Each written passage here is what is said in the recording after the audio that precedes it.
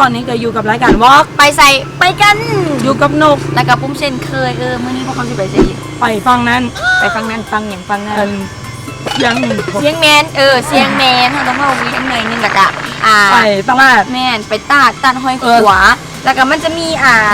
มีสวนดอกไม้อีกแบบไทยแถวนี้ก็จะว่างามที่เองเขาก็อยากไปเบิ่งอันนี้บุ้งกำนกก็คือเป็นครั้งแรกที่ว่าที่ไปสู่ แมนคือก่อนนอนที่ไปเขาต้องได้ขี่บัส ขี่บักเอารถขึ้นบักแล้วก็ข้ามไปบุ้งว่าไปทางกึ่งกลางนะเขาสิจบบ่จบดอกคนสวยบ่จบนะอยากรู้ว่ามันจะงามมันจะเป็นยังไงอย่าลืม ตามคลิปนี้เนาะ กดไลค์กด Subscribe แล้วกระดิ่งให้พวกเขาเด้อมาไปเลย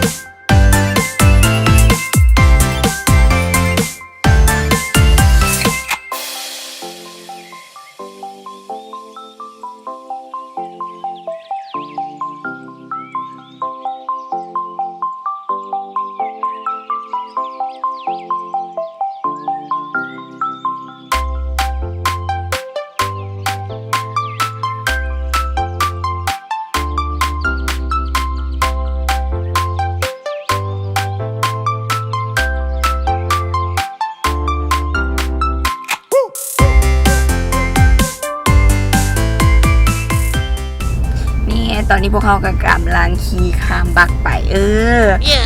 ก่อนเขาจะข้ามบักเขาก็ต้องเสียค่าผ่านทางค่าผ่านเมืองค่าบักรถปาราโดก30 ปันรถเก๋ง30 ปันกระบะดี30 ปันรถทีบดิ เบารถใหญ่30 ปันแล้วสำหรับคนใดที่ว่ามาแล้วก็มาโลหะบางอยากไปลินฟังเสียงแมนกะมานี่แล้วรถขึ้นมาบักก็30 ปันกีบเด้อไปเลยมันมีบอลจะขับมันขับได้จากบอลก่อนบอลเดียวนี่บอลเดียวแม่นครับได้บอลเดียวนี่แหละบรรยากาศกะประมาณนั้น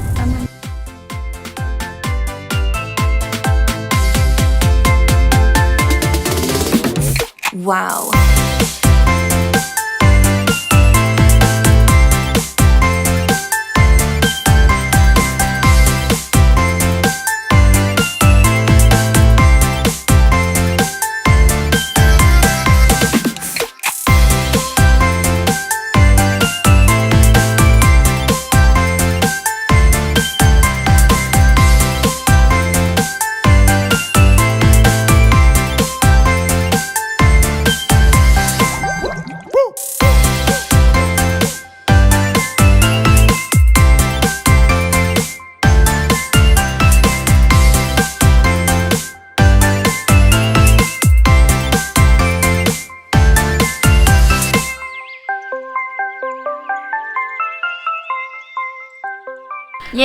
ตอนนี้เขากลับมาฮอดอุทยานสวนดอกไม้น้ำตกตาดห้วยน้ำตกตาดห้อยขวาแล้วเนาะเป็นอุทยานแน่เป็นสวนดอกไม้แน่เนาะบรรยากาศก็จะเป็นแบบเงียบสงบเหมาะกับกันที่จริงไทยยูเวียงจันทร์ก็เป็นแบบนั่งซิวๆเนาะสบายแบบแบบผ่อนคลายจากการเฮ็ดเวียกมาแต่ว่าแบบเข้ามาบนนี้เนี่ยมันจะแบบเงียบสงบแล้วกับบรรยากาศโคตรมิดเลยสำหรับผู้ใดที่ว่ามักบรรยากาศสไตล์แบบมิดสไตล์แบบมิดนั่นแหละพักผ่อนโคตรคักเลยแม่นมาแล้วตอนนี้เราก็จะเข้าไปเบิ่งข้างในว่ามันจะเป็นยังไงเดินมาเลย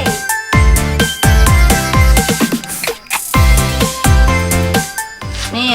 ตอนนี้เราก็เข้ามาทางในแล้วแต่ว่าก่อนเราจะเข้าไปทางในได้นะเราต้องซื้อปีก่อนปีเขาคนหนึ่ง3,000 กีบสำหรับค่าปีเขาเร็วมา5 คนซื้ออันนี้กะสำหรับผู้ใดเตี้ยผู้ใดสูงอีกอย่างใดผู้ว่าตัวเองเตี้ยสำหรับกะสามารถแท็กได้เด้อแท็กฟรีนะจ๊ะข่อยได้สูงบ่เราจะที่ขอเตี้ยเลยข่อยนะเราเม็ดชาวนึงเลยว้าวเหลือใจแห้งนี่ปีมันก็จะเป็นแบบนี้จะเป็นแบบนี้แหละ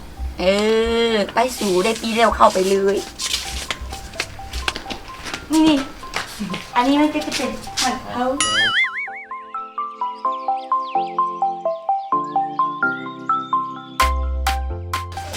รยากาศจะประมาณว่าร่างเบียร์ร่างอย่างนี้ถือได้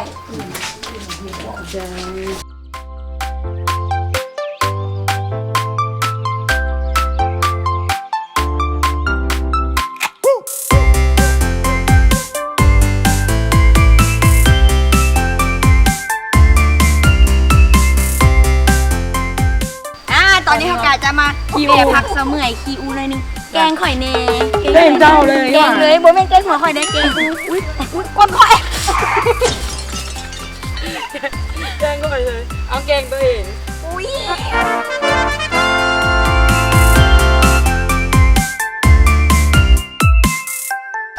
มาบรรยากาศมันก็จะเป็นแบบนี้มันจะมีตู้ มันจะมีสูบเนาะสำหรับใครที่บองเขาสามารถเอาเบียร์เขามากินได้บองอันนี้บองเนาะต้องขออนุญาตกับเจ้าตัวหนึ่งเพราะว่ามันเป็นอุทยานเนาะต้องการความแบบว่าเงียบสงบแต่พวกเขาหนีแบบว่า แม่เข้ามานี่ดังก้นมูเลย ปักหนีตอนตีเพื่อน อุ้ยกระโบได้ห้อน คือเย็นสบายเนาะจะมีน้ำตกหมากบอแมนน้ำพุ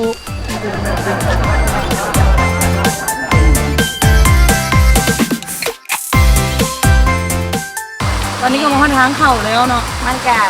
มันจะมีน้ำพุ มุมสีสวยงามเอาไว้ถ่ายรูปแบบ ยังโมเศร้าอยู่นำมาเนาะ แต่การเข้าที่ไปชิ้นย่างไปดอกไม้ ว่ามันจะเป็นยังไงนี่มันจะเป็นบรรยากาศเราจะรอดหัวเราจะย่างรอดหัว ตอนนี้ เขาเข้าข้างในมันจะมี ข้างในมันก็จะมีห้านอาหารห้านกาแฟห้านเครื่องดื่ม มานั่งจิบกาแฟเบาๆตอนนี้กำลังสีย่างคือไปเบิ้งทั้งปากว่ามันจะเป็นยังไงในปากมันก็มาอย่ามาเบิ้งมันก็จะมีโซนทางนั้นจิบกาแฟเบา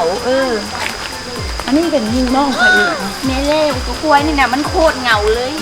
เหงาอ่ะค่อยเหยาเข่าแล้วนะปักเจ้าว้าว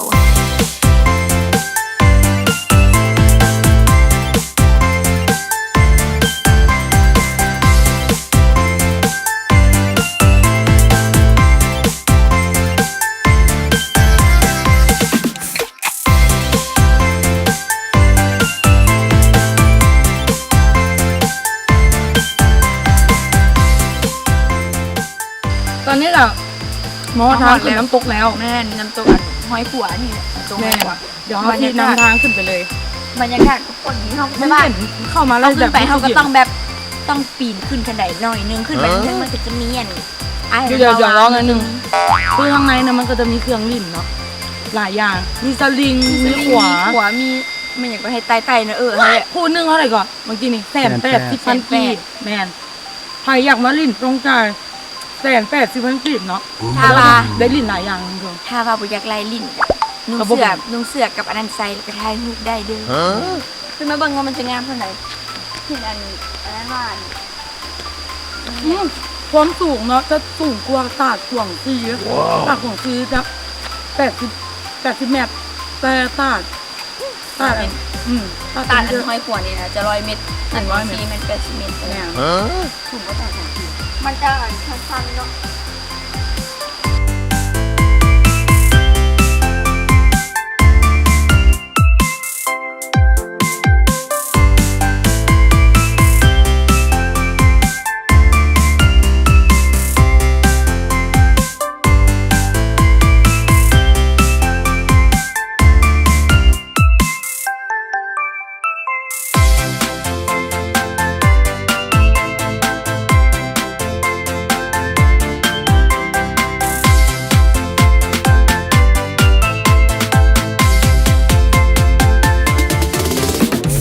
ว้าว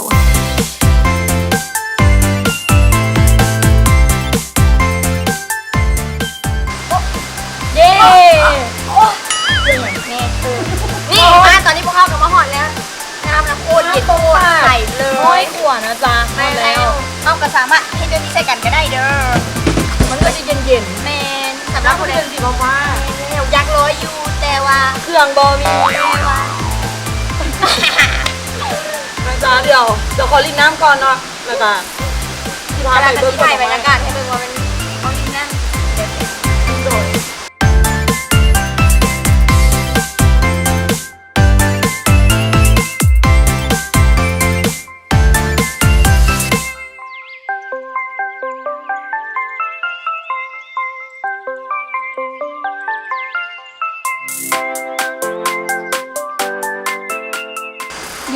เย่ตอนนี้น้องน้องกำลังน้องเขาลงจากน้ำตกตาดมาเนาะเขาจะมา ตอนนี้ก็กำลังจะไปสวนดอกไม้เนาะเขาจะบอกว่ามีดอกไม้มีดอกกล้วยไม้หลายแบบหลายชนิดหลายแบบเนาะหลายพันหลายสายพันธุ์เดี๋ยวเขาจะลงไปส้มเบิ่งว่าแบบมันจะงามที่หลายบอเนาะเขาต้องบอกว่าดอกไม้หลายที่หลายซ้ำคำล่ำลือบอแมนไรที่สวยบอมาเลยนำก้นเขาไปเลยทางมันจะเป็นแบบนี้เนาะทางนะห้องไปต้องได้ไตอันไตผัวไตจะไปค่ะผัวไป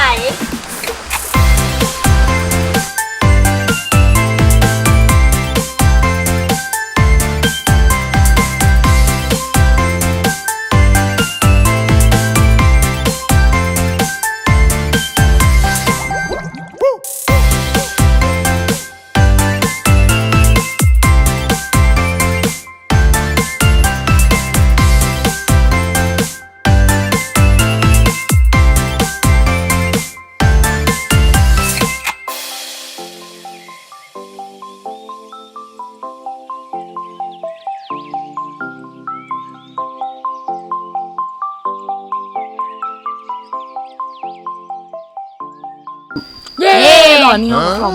มาหอแล้วเออทันยันแล้วเป็นยังไงเมื่อยเนาะเมื่อยอยู่แต่ว่าทางที่ว่าเขาจะย่างเขามาหอดก็คือมันก็จะไกลน้อยนึงแต่ว่ามันก็จะมีจุดที่ว่าเขาพักเมื่อยนะได้แม่แล้วก็ทางที่ว่าเขาย่างมามันจะเป็นโฮมมันจะมีต้นไม้หลายๆแม่นก็เฮ็ดให้แบบบ่ฮ้อนปานใดแม่แล้วแล้วก็จะมีจุดถ่ายรูปเนาะเยอะแยะมากมายก็แบบแบกถ่ายรูปได้แม่นเข้ามาก็แบบงามหลายอย่างเมื่อยนิดนึงแต่ว่าก็ต้นไม้ใบตกโคตรหลายเลยบรรยากาศโคตรดีเข้ามาแล้วก็เย็นจิ้วเลยนะเดี๋ยวไปชมบรรยากาศอ้อมๆกันเลยแม่นมาชมบรรยากาศกันเลยมะน้ำมา